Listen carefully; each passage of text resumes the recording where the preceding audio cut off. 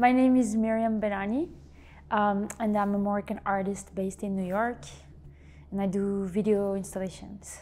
So this exhibition is called Life on the Caps, and it is consists of two installations that are two chapters of a trilogy called Life on the Caps.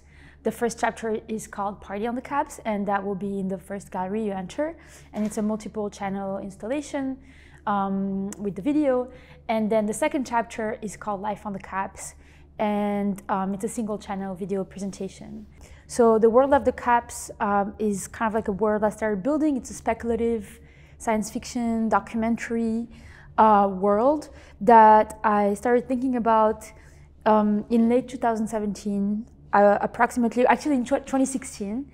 I was kind of looking up, trying to understand what teleportation is. Is it a real thing? Is it just a sci-fi trope? How does it work? And then like reading a bit about it in terms of quantum physics and how it functions. At the same time, Trump had just gotten elected and passed a Muslim ban, and there's also the refugee crisis with Syria, and then just kind of like thinking a lot about immigration. And that's kind of like how, from the research about teleportation, I ended up merging that idea with issues around migration. And started thinking, you know, if we could teleport one day, what would that look like with geopolitics? How would that affect people? And then based on that, I thought, oh, if there's illegal teleportation, there will be like a new border police that is dedicated to intercepting teleportations. And then where would everyone who's intercepted, where would these bodies go? Also being intercepted is very violent because you're in just like disassembled quantum state, and then like you're stopped in the middle of this process. So it was kind of like a basic but useful analogy for kind of like trauma of border crossing and kind of like displacement. And so then I imagined this place that was maybe a military base in the middle of the Atlantic. But so with all that in mind, I thought maybe there's this island in the middle of the Atlantic that is a temporary holding area for people intercepted mid-teleportation. But then after 2 generations, like these people are still kind of like in the holding area, and now there's 2 generations of capsies, and it's a place under American rule, but it starts to have its own culture that is I guess like creolization of the different diasporas that are there. And it allowed me to create a device to speak about Morocco today, circulation of culture and media in and out of Morocco and in the world, but through the abstracted speculative space of science fiction.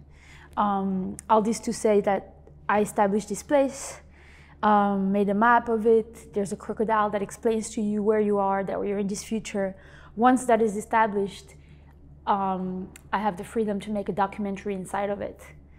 And it's kind of like ongoing because, you know, this is a real place. I can kind of like always document new aspects of it. But in the trilogy, I've always kind of focused on the Moroccan neighborhood because I'm filming real people in Morocco and asking them to role play themselves, so to pretend that they're in the caps in the future, but at the same time very much kind of like still ground their character into who they really are in real life. So all chapters of the Life on the Caps project, you know, I really rely on the people that I collaborate with, that I cast. And they're kind of like, you know, the story is inspired by them. So they are in the video. The video exists because I ran into them, because they're my family members or because I found them online and thought that they were kind of characters from the caps already, or like they build what the caps is. You know, it's kind of like the other way around. In the first chapter, the main scene is a party, is a birthday party, which happens at my grandmother's house in real life, and where I casted all my family members, with some people having more important roles, like my mother, who plays a pharmacist, which she is in real life, and little Patty, who's the party kind of like MC, and in real life he's a rapper and meme artist. And so, you know, everyone is playing themselves, but then these people that have main roles are kind of allies in establishing the world of the caps and like the caps and creating just like helping me build the world. And then In the second gallery, Life on the Caps features Kamel and Amin, who are two great artists, a rapper duo, also rap separately, musicians, producers, based in Marrakesh. And same, they're kind of playing themselves. And then I focused more on the character of Kamel, who became kind of like our, you know, just kind of like who we experience the protest scenes and the crisis with. We kind of see how he experiences it emotionally through the film. And then there's very amazing musicians who are traditional Daqqa musicians from Marrakesh. Yeah, so this project is really a collage. There's all kinds of images. There are documentary moments that I capture. There are moments that are a bit more scripted. All those happens during the shooting, you know, but then like the shooting of the video. But then at the same time, there's a lot of found footage that I find sometimes before even starting the project, or that inspired the genesis of the project, things I find along the way. There's a lot of footage that I make from scratch, whether it's kind of like a fake car commercial or animated sequences. And then there's also another kind of footage, which is animation and kind of special effects over the found footage, animation, special effect over the footage I film. So it's really kind of like, it doesn't matter for me, you know, like where the footage comes from.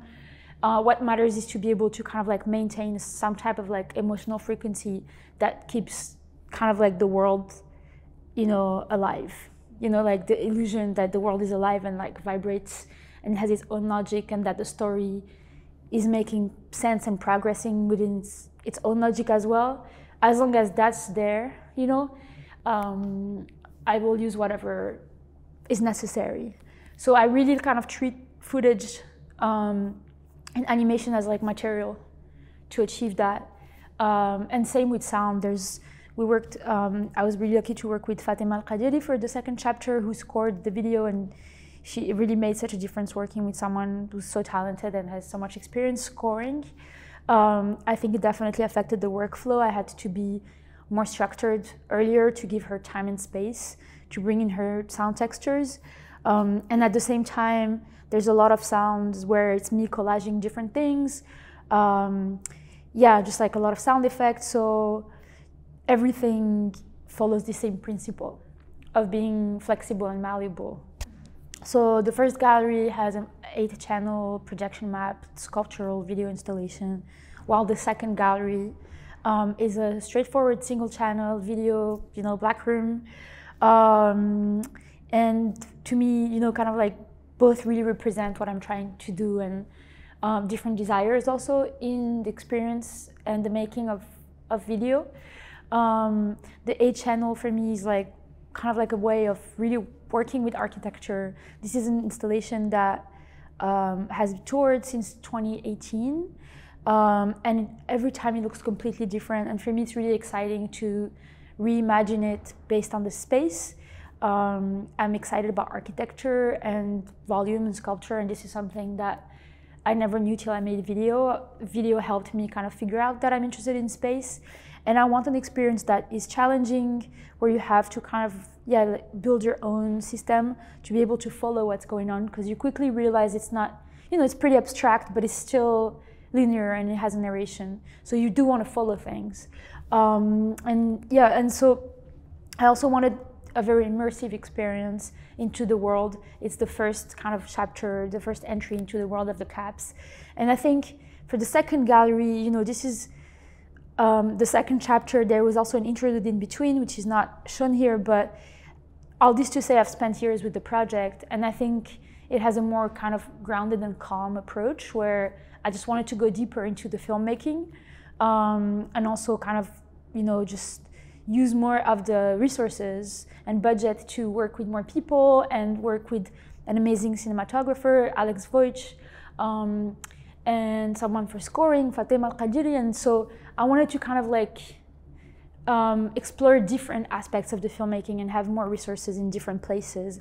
And I think the video is maybe also a bit more, I think less about like a kind of a bitness, which I think works well in a grounded single channel context.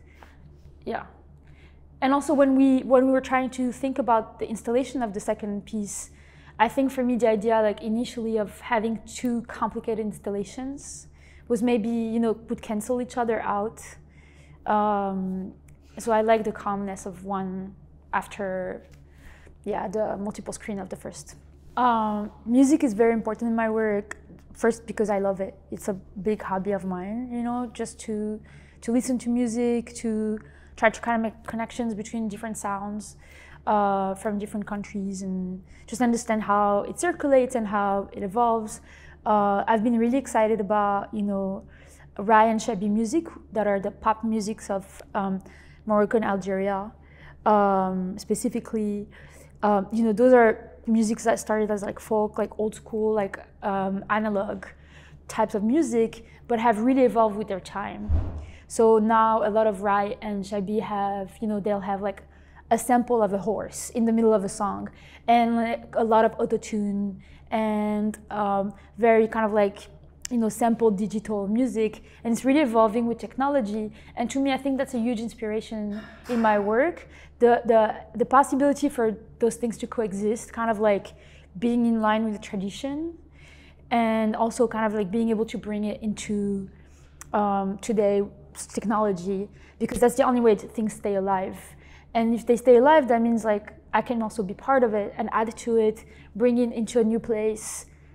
It's flexible, you know, there isn't this idea of like an authority of the past, which I really reject because I think it's not really helpful. And also as someone who needs to identify from a newly diasporic point of view, and also from growing up in Morocco but having access, just like being interested in different modes of expression, you know, like I find that's the most exciting is when I can just bring everything together. So I guess the logic behind this music and also the pacing is a big part of what influences how I edit.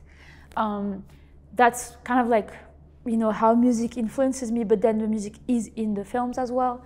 There's a lot of the collaborators make music, they make up songs, they change traditional songs to work in the world of the caps, which become like lyrics of resistance. They make up new type of music that we play with together. And there's you know, for example, in the party scene in the first chapter, there's a live band. So, you know, it's kind of like the sound of the caps, you know? Yeah. I think my biggest inspirations genuinely, you know, without disregard to people who've made video before me or, you know, but my biggest inspirations really are the people I film, you know? Like my family, I think if I had a different family, I wouldn't make the same work, you know? So like a lot of it is trying to like find what is the best way to do justice to what experience growing up around you. And